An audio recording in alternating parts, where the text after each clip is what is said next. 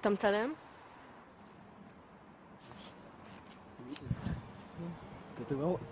אתה רואה? אני רואה, מה זה? תגיד, שתים לי יותר מדי? לא, כולנו רואים את זה. מה זה? 5 עיניים. שיו! ¡Yo! Rod. Dios le bendiga, amado. Les mando un abrazo a cada uno de ustedes. El Eterno les bendiga y les guarde en estos tiempos dificultosos. Le mando un saludo a cada uno de ustedes. Después le voy a contestar las preguntas. Vamos al Salmo 96:5. Dice así: porque todos los dioses de los pueblos son ídolos, mas Hashem hizo los cielos.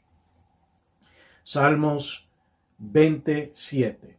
Estos confían en carros y aquellos en caballos, mas nosotros del nombre de Jehová, nuestro Dios, tendremos memoria. Salmos 33:6.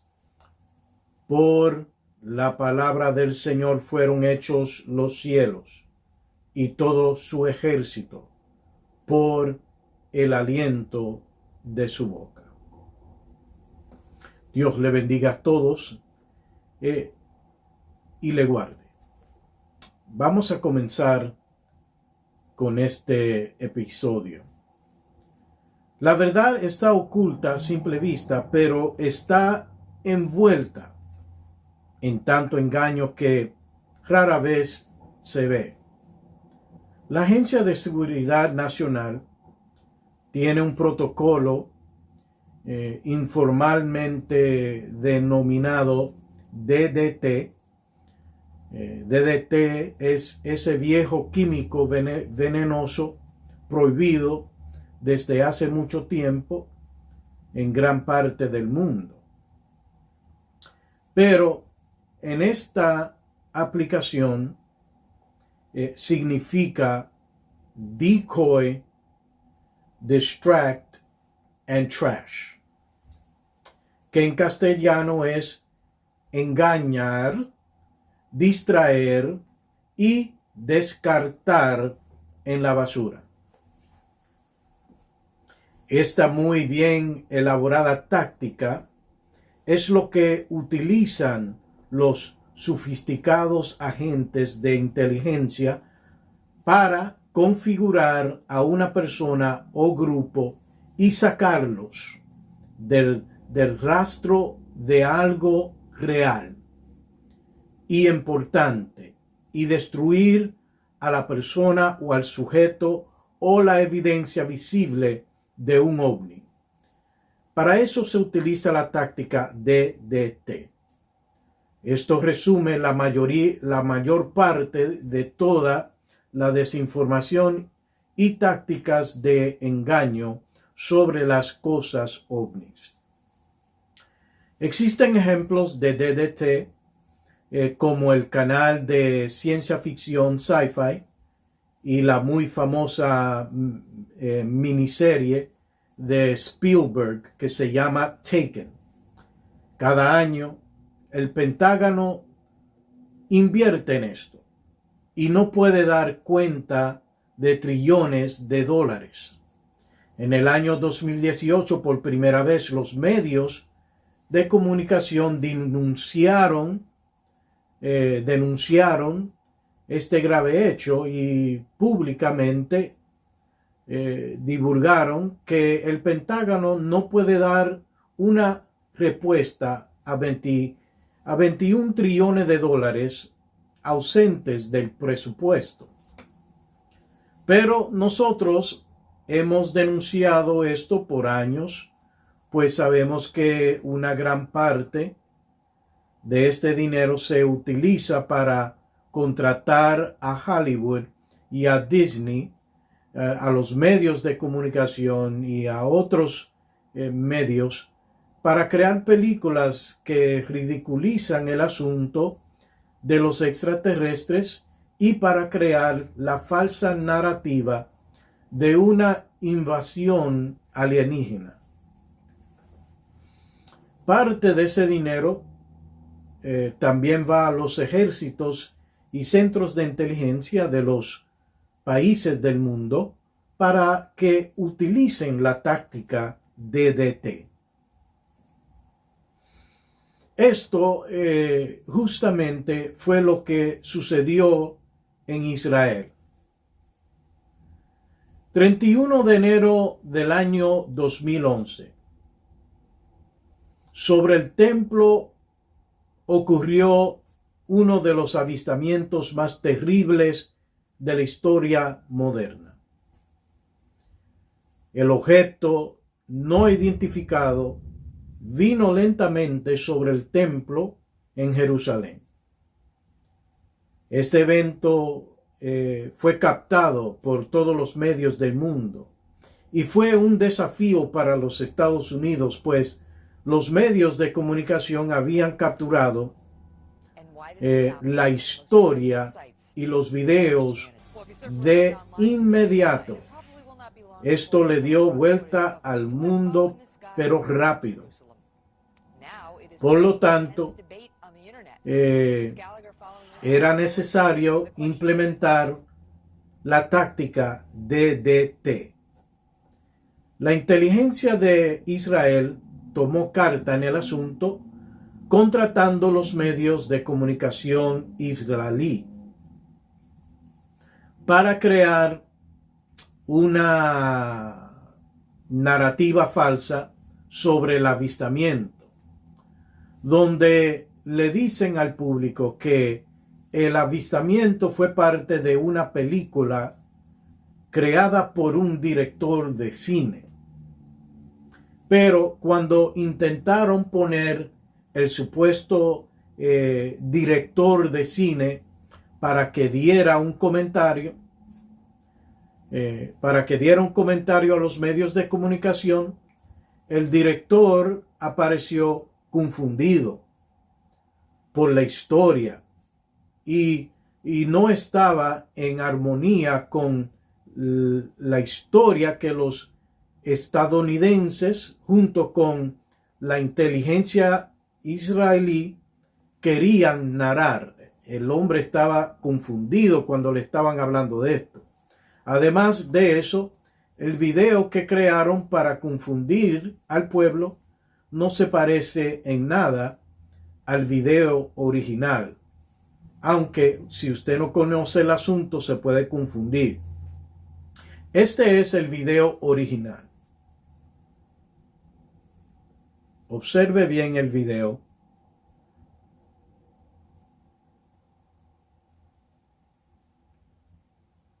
Y este es el video montaje creado por el gobierno para desinformar y crear duda y confusión.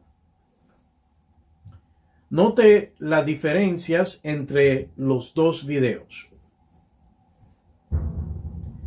El falso se ve claramente que tiene los efectos de CGI, que significa imágenes generadas por computadoras. Así que, en mi opinión personal, creo que este es el avistamiento ovni más significante y espantoso de la historia moderna. El ovni sobre el templo de Jerusalén es algo espantoso y poderoso. Y digo que es el más impresionante en la historia moderna porque en la antigüedad esto era algo normal. Inclusive los profetas eran trasladados de un lugar a otro por lo que ellos llamaban los carros de fuego de Hashem. Muy interesante. Y los identificaban así por su limitado conocimiento de una ciencia tan avanzada que para ellos, como venía de arriba y parecía una obra divina, prendida en fuego, los antiguos le llamaban los carros de fuego de Hashem. La verdad es que no todos los ovnis son los carros de fuego. No todos los ovnis son carros de fuego, pero sí existe una civilización en particular que Dios ha llamado para supervisar la humanidad. Está fuerte eso. Lo que le estoy diciendo para algunos puede parecer como algo descabellado o ridículo. Ese mismo pensamiento lo tiene todo sistema religioso dogmático de la tierra tiene ese mismo pensamiento. Por eso los judíos y la iglesia de Roma intentaron hacer desaparecer el libro de Enoc, porque Enoc dice lo mismo. Enoc dice que Dios envió una civilización para vigilar el ser humano. Ellos se han aparecido, estos ovnis se han aparecido en la Biblia en los momentos más cruciales del ser humano, los carros de fuego. Y también se han aparecido en los momentos más cruciales de la historia de la humanidad, tal como la Segunda Guerra Mundial. En el libro El conocimiento prohibido encontrará los documentos donde el gobierno lo describe con detalle dentro de la Segunda Guerra Mundial. Los profetas lo llamaban, escuche bien, los profetas lo llamaban los carros de fuego. Los estadounidenses le llamaban las bolas de fuego en la Segunda Guerra Mundial, el mismo fenómeno describido similarmente con distintas palabras: carros de fuego, bolas de fuego. Ahora, escuchemos el testimonio del coronel Philip Corso. En evidencias de testimonio, es sumamente importante tomar en consideración el rango de quien da el testimonio. ¿Quién fue Philip Corso? Es importante conocer quién fue para dar valor al testimonio, porque no fue cualquier persona quien dio el testimonio.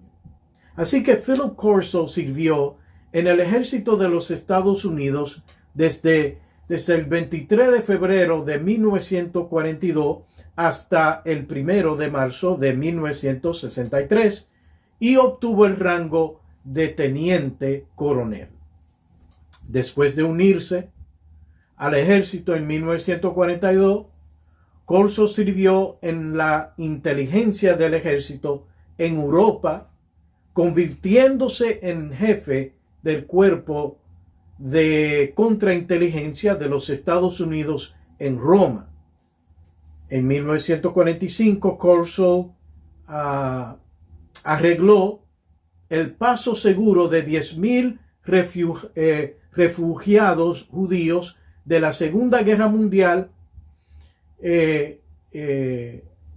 fuera de Roma al mandato británico de Palestina.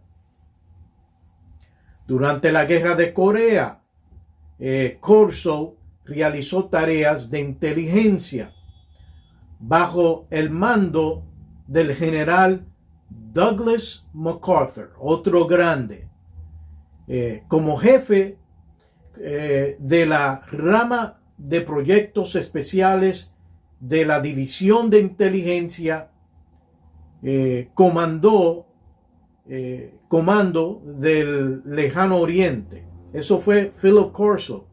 Pero note que Philip Corso estaba bajo la autoridad de dos generales de 5 estrellas. En toda la historia estadounidense, si mi mente no es infiel, solo han existido 5 generales de 5 estrellas. Philip Corso estaba bajo el mando de 2 de ellos, Douglas MacArthur y Dwight Eisenhower, que también se convirtió en presidente.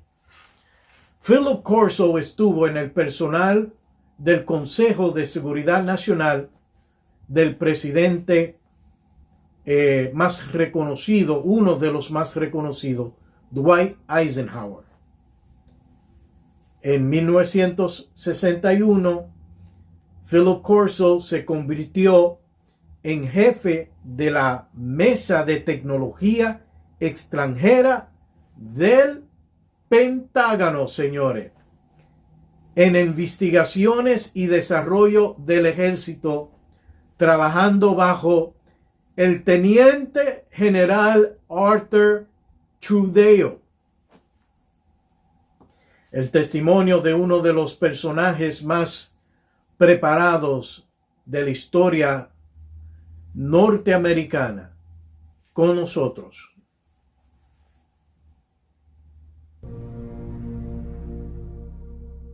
I have a lot of friends in the Air Force. I won't criticize my friends. But the superior, their PSYOPs, I will criticize. Why do they do this? It's beyond my comprehension. They don't have to do this. The people want to know the truth. The young people want to, the young kids want to know the truth. Give them the truth. So that's the answer. These are another intelligence. They're ahead of us. They've proven it. And only one simple reason. They can fly in space and we can't. So it boils down to that simple. How are you going to overcome that? We don't know anything about how. So we got to start with what we know. The little we know is the greatest gift they gave us, not the hardware.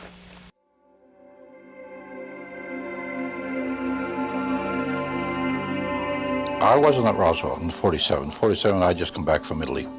I'd been chief of security intelligence in Rome. And in the intelligence business, I was trained really by the British. I was an MI-19. So when I came back, I went to Fort Riley, Kansas. I was stationed there. It was a veterinarian post, and we still had horses. And I was instructor at the intelligence school, and we had an aggressor force that I was. So one night, I was a post-duty officer. Post-duty officer means that I was in control. For that night, I was the one that checked all the guards, checked all security areas. In fact, checked the whole post. I was the duty officer that night.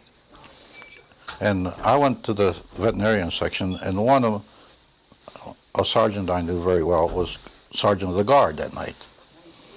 I told him, Sarge, how's everything around here? And he said, fine, sir. I told him, they told me to be careful to watch this area because you have a sense of something sensitive here. He said, you want to see it, sir? I told him, yeah, let's go look. And I knew this sergeant, he was a master sergeant. I went back, and there was 5 crates there, like 5 or 6, I think it was 5. I lifted one up, and here's this body there and floating in fluid. And I looked at it about 10, 15 seconds, not much more than that. So I put it back down and I said, Sarge, come on, get out of here now. I don't want to get you in trouble. Because I'm the duty officer, I can go around, walk around here. But you might get in trouble for coming back. Just come on, let's go. Come out with me. So we went out, and I told him, where did it come from, Sarge? He said, well, 5 trucks are coming through here from an airfield in New Mexico, and they're heading for Wright-Patterson Air Force. Now, in those days, there weren't all these big roads now. In those days, Route 40 was about the only cross-country route. And the route that they took was Route 40, going through Fort Riley, Kansas, and then up to Wright-Patterson Air Force. And I said, well, stay away from her, Sergeant. I don't want you to get in any trouble. I told him I can walk around and see it. So, and I started to figure, what was that? First, I thought it was a child, because it was small. Then I looked at this head and all, right away, and this was only happened in a matter of seconds. Then I put the end back down. And the head was different, the arms were spindly, the body it was gray. So right at that moment, I figured, I don't know what this thing is. So like an intelligence business, I just better put it in the back of my head here and wait till maybe in the future I get corroboration so I can evaluate what it is. So I promptly forgot about it. 10 years later, I was down there, commanded the range in New Mexico, in White Sands, the Army missile firing range, in northern, right near Trinity site, my headquarters was. So my own radar started picking up items going 3,000–4,000 miles an hour in this area. I had pencil beam radars which locked on the target. And the boys told me at about 3,000 or 4,000 miles an hour, quick acceleration, they break the lock. And that was one of the best radars we had during the time. So every time that would happen, once I notified our headquarters, they said, oh, forget it, we're not interested. So I figured I won't tell them anything anymore. So every time that would happen, I'd tell the boys, bring me the tapes. Because all my computers and my firing had a tape which gave the whole firing sequence, and then we could check it after if anything went wrong, see? So I'd tell them, deliver the tapes to me personally, and I'd look them over, and yet what they told me was true. Then I left and went to Germany, and I started picking up the same things in Germany, 3,000–4,000 miles over flying Germany. Again, the pencil beam radar would lock on, and all the ones that would lock would break. Just before that, I was 4 years at the White House, and I kept getting reports there. But they were just reports. I mean, and they weren't actually cast in any sense that you put them in a file and keep them all together.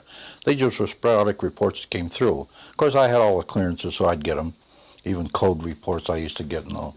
And I did get one time a report that NSA was getting signals from space, which were not just space noise or or unscrambled or something you couldn't read. They were really very perfect and looked like something was guiding them. There was a real message, but we were never able to decode it.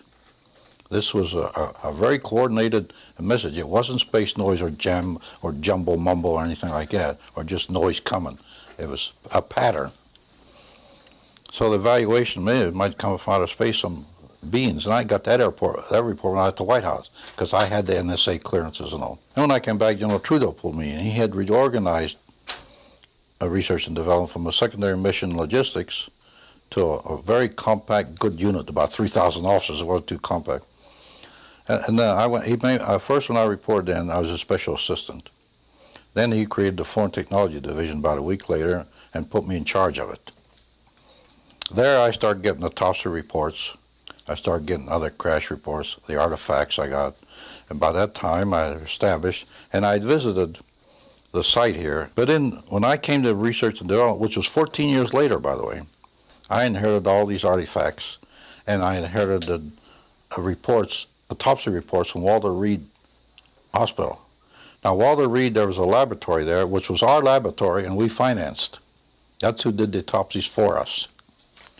But we didn't leave any copies to them. All copies had to come back to us, because after all, it was our lab. We financed it all.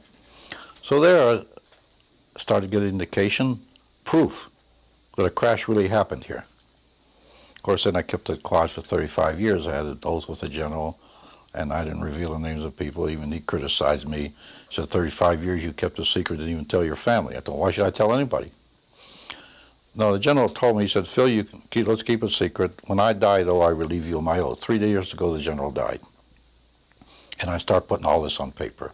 My grandchildren, he said, what'd you do during the war? I said, I better leave them a legacy. Really, I had no intention of ever writing a book, being in the military like that. But finally it evolved and gradually moved up. I started to write, and then evolved into this finally. So that's the background, my background, and as I say, I had the evidence that a crash did happen here. And where did it happen? The site that I went to the other day was CNN. Because that's the one, I've been to that site now, that's the 5th time I've been there. The one I saw was at one of the air bases. Yeah, I'm not going to say where it was, but it was there. And that was it. I didn't go in it. And I say that I had a lot of information on what was inside. There was nothing I could gain by going inside and looking at it. I had the drawings, how it looked inside. I had what was in there. And really, to go in, it'd have been curiosity. And in those days, I didn't have the time for your curiosity. Wilbur Smith is really the man that first put in my mind when nuclear binding coming apart on things. And he was a magnetic, really, he was a genius, and the Canadian government really treated him bad. And then I was supposed to go to his laboratory visiting because the general told me the general told him, Smith, he said, you and the colonel have a lot to talk about. I'll let the colonel come up and visit you at your lab on Mayber on Lake Ontario. Well, I put it off. In 1962, I decided to go up. I called up, and they told me Mr. Smith died of cancer, and I never really got to go to his laboratory. But he gave us a piece of metal that he took from a flying saucer. You exchanged, didn't you? We exchanged, and he brought ours back later. I was going to ask you one last thing. If you only had a moment to speak in open congressional hearings to discuss what happened 50 years ago, what would you say? I say it happened, and I'd add on to that. Give us information to the young people of the world in this country. They want to hear it. They want it. Give it to them. Don't hide it and tell lies and make stories. They're not stupid. They're not young men that'll panic. In fact, my own nephew was research director of DACO Corporation. He tells me, he says, Uncle Phil, once they tell us the truth, we're not going to panic and pull our hair out. And one good example of this, which I always tell, to prove this point, that the young people will want it and they're not going to panic, they want to hear this. And that's one of the reasons I wrote this. Even my own grandchildren now will see it. And I always prove it this way. I commanded a battalion of 1,500 men, combat battalion. Average age of my soldiers was 19 and a half years old. I told my exec one day, my God, Maine, we're sending babies into battle. And these kids, they fought the greatest armies in the world. They didn't run, they didn't panic. They stood there and fought. And why do you think they'll panic? They wanted this information. They deserve it. It's their information. It doesn't belong to the Army or the Department of Defense. It's theirs. If it's classified, take the classification off and give it to them. Who's covering it up now? I mean, is there any one organization? Look, I always say this. Now, here's what I say. The government is so big and so vast that if you leave it alone, it'll cover itself up. When I testified in front of missing prisoners of war in front of Congress, the Senate, and later, not too long ago, in front of the House. And they asked me a question like this, and I told them, look, it amazes me when a Scowcroft, a General Scowcroft, and a Kissinger can come up here in front of you, gentlemen, and say there's no information there. I sent it myself from Tokyo over teleconference over a 2-year period. How can I say that? And all the families were sitting there, and they wanted to hear this, see. Later on, we searched for it, we found it. It had fallen through the cracks. The politicians didn't care. They want their own little bailiwick, their own little ego, and do their own little job and get in the newspapers. If a prisoner of war missing from families, they don't care. And I brought this out when I testified. And the cover-up happens like that sometimes with nobody doing anything. It'll cover itself up and fall through the cracks, as I put it. And we never trusted CIA because in my day, Stalin gave orders to get to this information that came out of Roswell to some of his top scientists and agents. That order went out. And we knew that in the special intelligence that I was in the Pentagon, which was very closely held. KGB trying to penetrate that, but they never did. And we knew that Stalin, they send agents out all over this area here to try to get information on Roswell.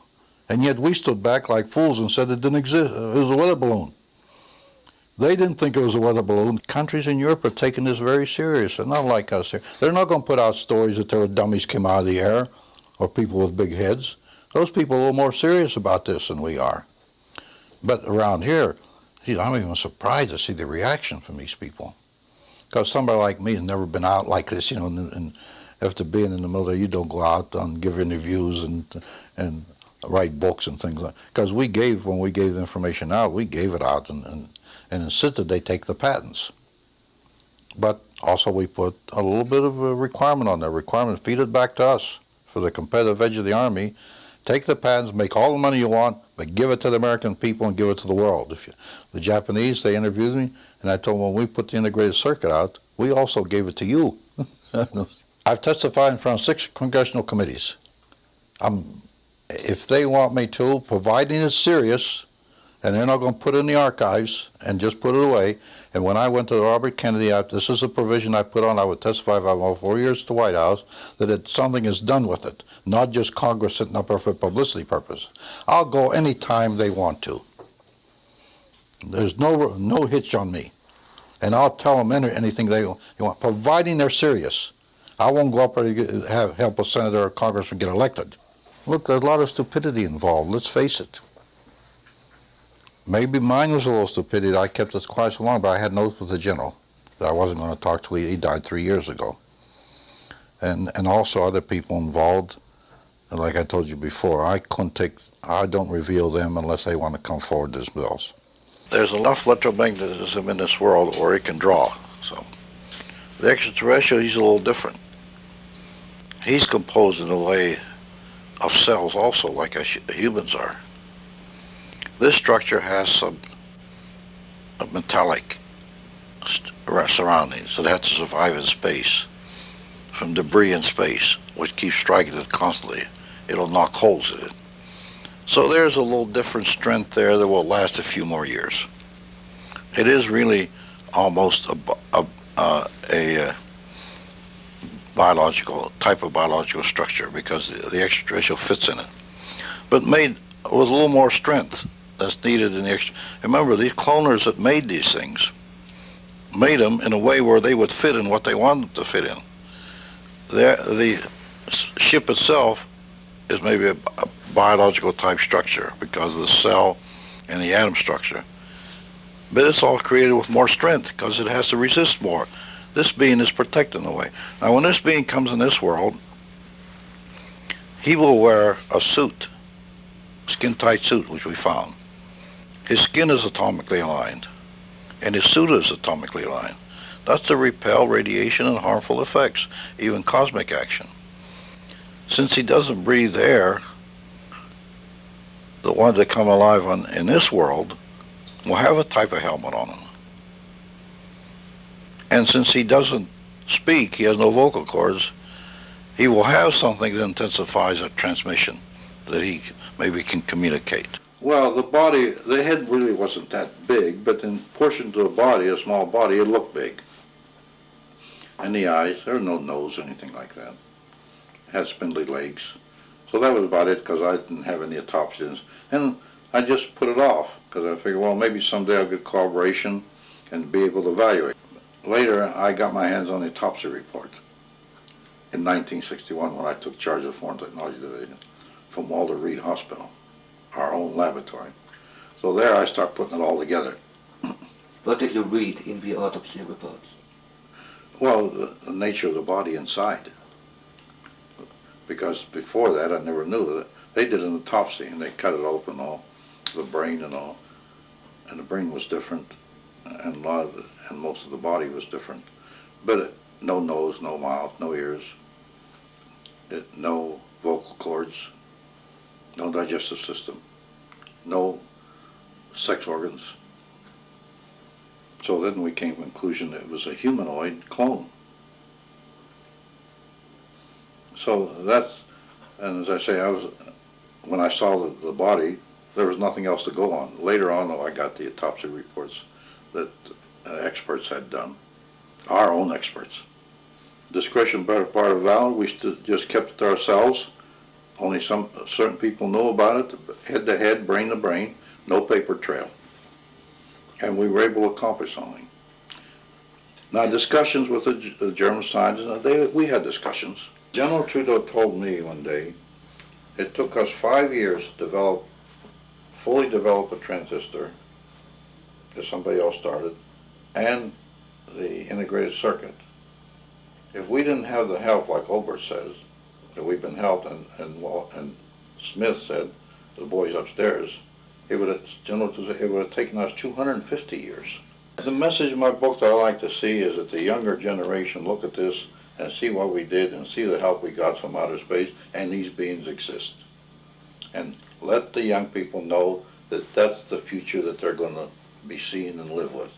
And you got a good example. Mitchell already confirmed a lot of this. That's what I think the message of the book is, and what I like to see it do. Let the young people, we're old, we're going to be gone. Let those young people, they need this help. They're going to be the ones that carry it on.